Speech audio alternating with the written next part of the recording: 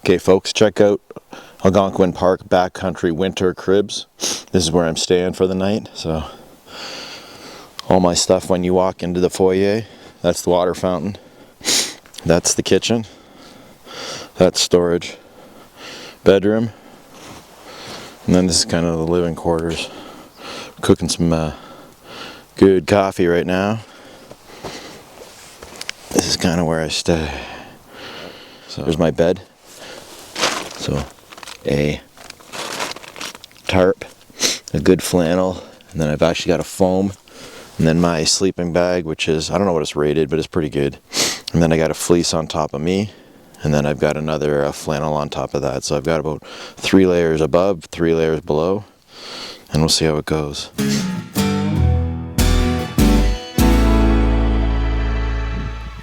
So a few must-haves when you're going backcountry. The map, obviously. You need to have a good map, well contoured out. Jeff's map is what I use for Algonquin. I got a solar powered light that I'm going to hang in my tent later on. It's awesome. It lasts probably like 3 or 4 hours at a low light, perfect for reading. And bear spray. It's been a mild winter. There was sightings of bear in Ellicottville, New York State, so I brought some bear spray in just in case.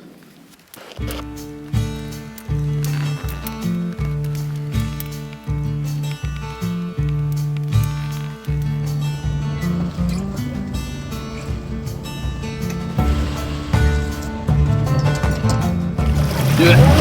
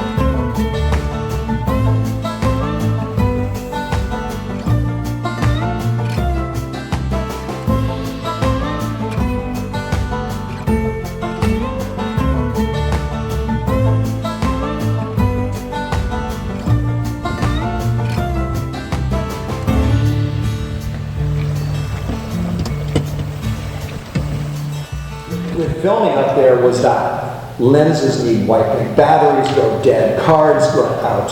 There's a little tiny glitch for no reason whatsoever. Temperature shuts down the camera because it's too hot. Temperature shuts down the camera because it's too cold.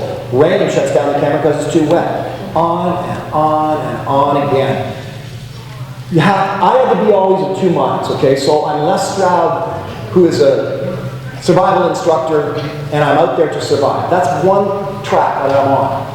Now I'm literally in the middle of nowhere, nobody's coming to get me. So I got to do this right. Things could really go wrong for me while filming that stuff. So I got to be a survival minded. Okay. So when the survival's really rough, the filmmaking sucked. Because I just got to stay dry. Put on a GoPro, a little camera. GoPros weren't even around when I started. So you get a little camera. When it's 22 degrees and sunny, and everything's working properly, and I've got my shelter, now I'm filming beautifully. So that was the other train of thought that I was on. I was a filmmaker, and I was a survival guy. I was there to survive, and I was there to film and capture a story. Okay folks, so I'm going to show you how to put a bear bell on a dog. So really, really simple. Typical bear bell, really, really loud. It comes in a little bit of a pack with a magnet on the bottom. Then once you put the magnet on, it kind of muffles the bear bell. However, very simple. If you want it off your dog, or if you're going from portage and you're going some backcountry camping, you got your bear spray, and you want to put a bear bell on your dog just to alert nature in the area, just to respect them. They respect you, they back off, and you don't have any negative encounters. Just grab it into his or her collar, nice Carhartt collar there, it just zip locks on. I'm sorry, a Velcro tie onto his or her collar, and you're good. You've got a bear bell on your dog, and they're good. Okay, buddy. Thanks.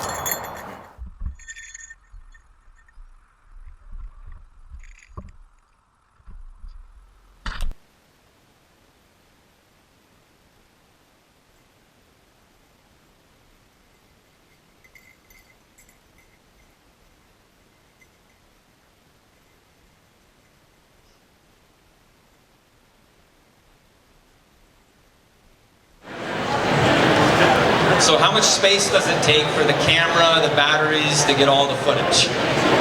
Well, I travel as light as I can, and I'm really not a filmmaker, right? I just do books, that's what I do.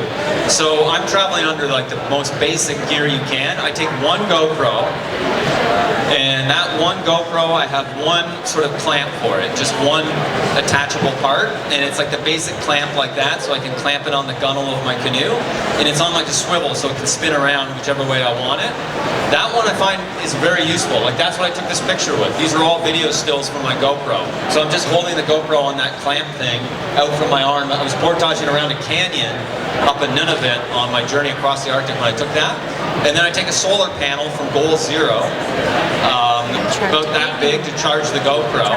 I experimented with taking extra batteries, but I found it wasn't worth it. That it was just easier to recharge that one battery whenever the sun was out than it was to fiddle around, because I found that they lost their charge quickly when it was cold anyways. So I just take one battery for that. And then for wildlife, that's the one drawback of a GoPro or an action camera, is it has no zoom. So you can't really get good photos or videos of any animals. So I take one other camera just for wildlife, which is another video camera. It's the, what's it called? You can see I don't know cameras. Sony Handycam 4K. And that was actually recommended it to me here at the show 5 years ago. They said it was idiot proof. And I said, perfect, that's what I'm looking for. And it's just like point and shoot, essentially. But it is a little bit heavy. In that one, I don't know why, but it doesn't charge with my solar panel. I'm sure you could jerry-rig something up. But I take extra batteries for that. The batteries are pretty heavy, but they last a while. And that one's not waterproof, so I put it inside a seal-lined vinyl bag, which I keep sealed up at my feet in the bottom of the canoe, so if there's a wolf or a bear, I can whip it out and film that. So that's all I take in terms of camera equipment on my expeditions. None of those detachable lenses or anything like that, because I'm trying to travel light. But thank you very much.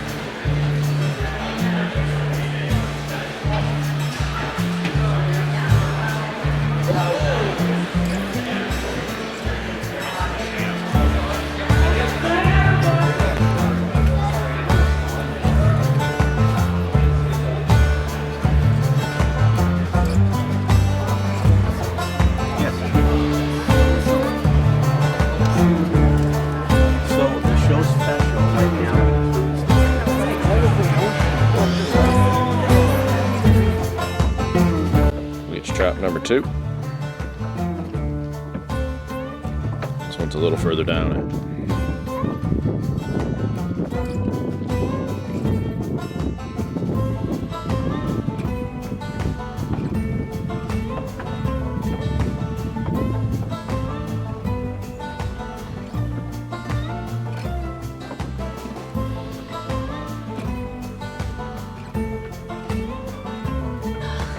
Need a hand from Pa?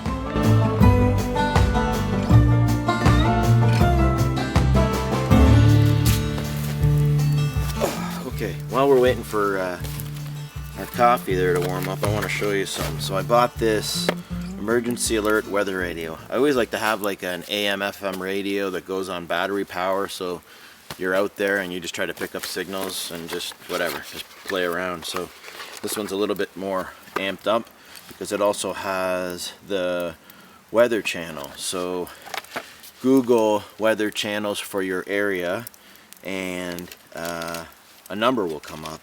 And so I put down the numbers for where I'm from, so in the Niagara region in Ontario, and then also for Algonquin. So Algonquin's weather channel was 162.400. So we're gonna fire this thing up. So this thing's pretty cool. It's got it's solar. It's got a light, which we'll play around with later on. And then it's also got a hand crank, so you can crank that up and actually generate power. And it's got a USB, so you could actually generate power and export it off a USB into something. So that's kind of a neat little feature. But literally turn it on. It's on the channel from when I was back in Niagara and playing around. Monday night, Here we go. cloudy period. Low -11. Tuesday, a mix of sun and cloud. High 0. Tuesday So I'm going to geek out and just listen to the weather while we're making coffee. But yeah, play around. 80 bucks. I think it was on sale. It was originally cloudy with 60% chance of 115. So yeah, good toy. Cloudy with 60% chance of flurries. Okay, so I just want to go over a couple of things that I bring on hikes. This is a winter hike, so an extra layer. So always one layer up, that's the rule. So I'm not needing that layer, so I'm using it as a nice backdrop for our stuff. But I'm also hiking with my dog, so he's got a layer up too. So that's a little bit of a Sherpa cover. He's a little bit of a wimp dog, but he still needs that extra layer just in case. He's not using it today, but always bring one layer up. I've also got my Yeti water bottle. So a rule of thumb with water bottles is that once you buy them, have one dedicated to water. Don't put coffee in it, don't put pop in it. It'll just spoil the flavor and in the integrity of that water bottle. So keep one for water, just keep it water. And yeah, I carry this little North Face fanny pack, love it. I use it in races. My keys are attached to it, so they're actually clipped on. And then I also have a multi-tool, a nice Gerber multi-tool that's clipped on too, so I use that. I always bring a battery backup. Right now I'm charging my GoPro camera, and I just have a bunch of ports on that, use it. Binoculars, compass, always bring your phone.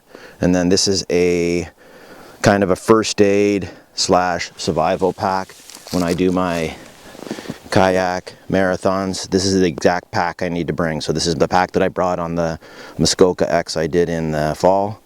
So it's got a whole bunch of stuff. I'll share the list of what's in it. However, always bring that with you just in case. It's got matches, a couple of electrolyte packs, and a whole slew of good first aid stuff. Anyways, check in later. Okay folks, we are going to change the globes on this lantern.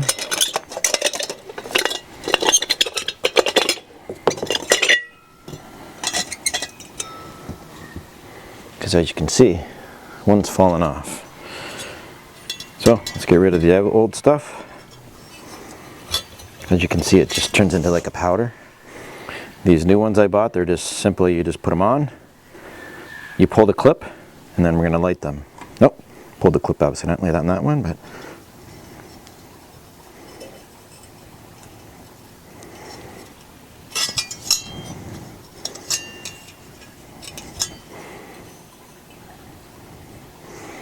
there's one.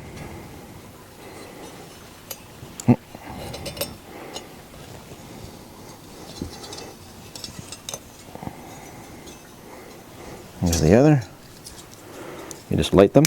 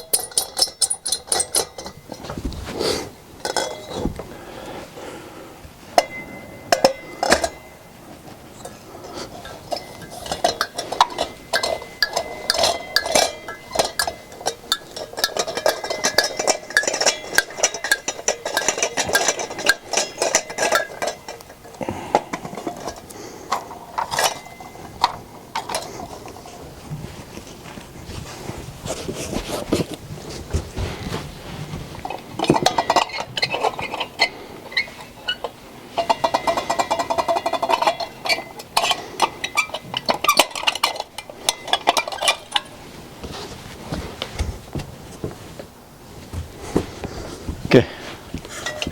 Now lighting it, super easy. Just a little bit of gas. There's a hole at the bottom. Match, lighter.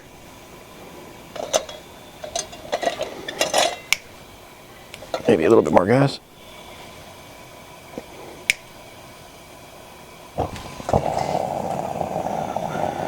Catches.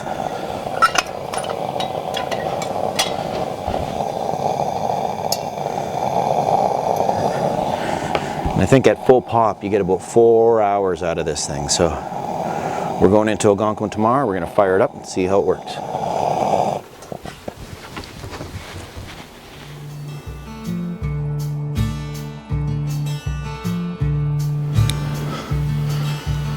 don't know if you can see the game camera, but it's seeing us.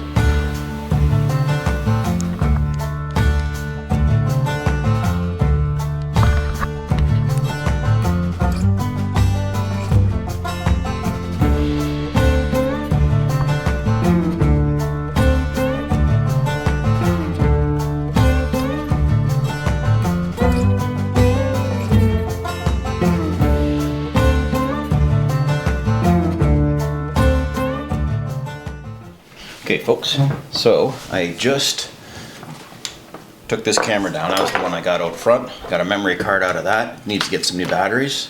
And I just want to show you this rugged hard drive. So just bought this, I think it was 130 from Best Buy, Canadian. 2 terabytes. You can drop it off a 1-story building, drive over it with a car, not like you want to, but it's pretty rugged. That's why it's called rugged. I've got an adapter, USB. It's also got the big card and the small card. And literally, you just put the card into this adapter, you plug it into your computer, and then you export the photos, or videos I should say, from the card that I took out of the game camera onto my hard drive, and then from there you can make movies. So I just wanted to show you that.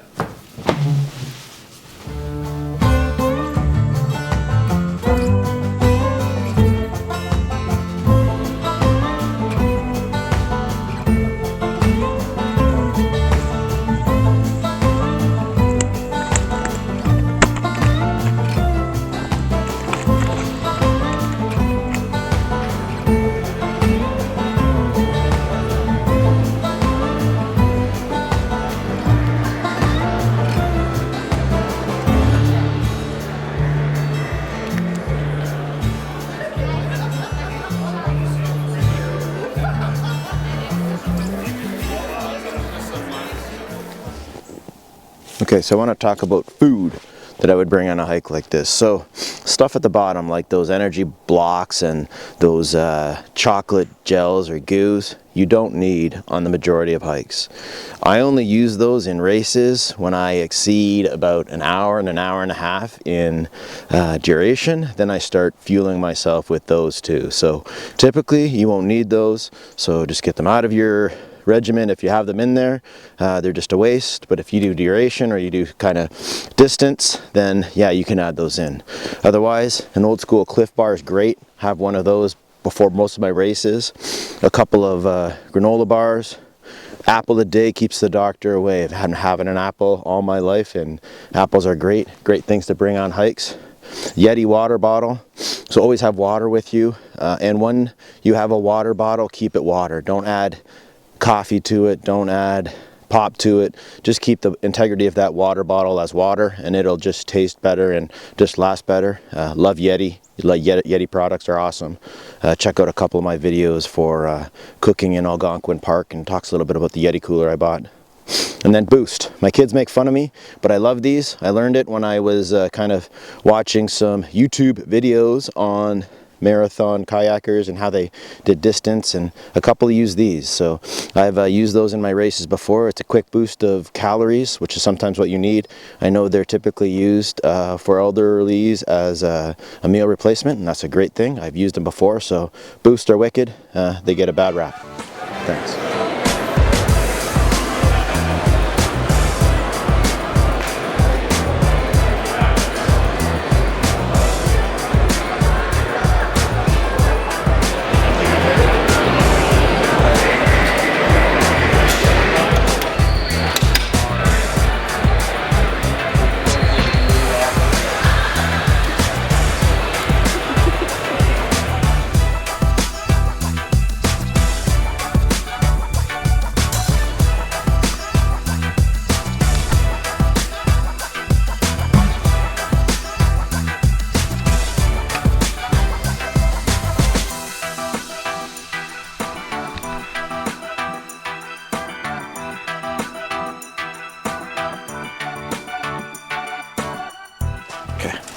Okay folks, we're going to just go over a couple of fire starter options. So I bought this one yesterday from Bass Pro Shop.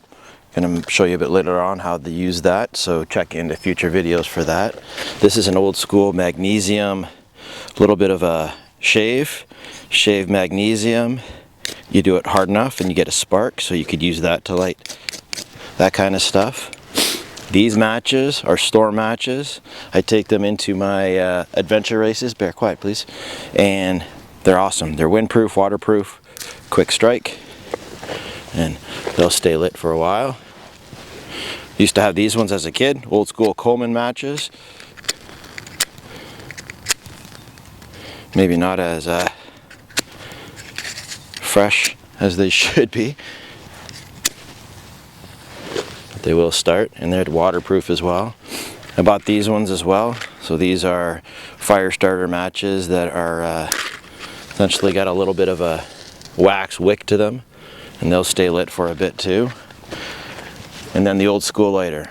So I suggest you bring these storm and these fire starter matches in with you when you go backcountry camping, but if you're just going for a quick hike, these Coleman matches and a lighter should suffice.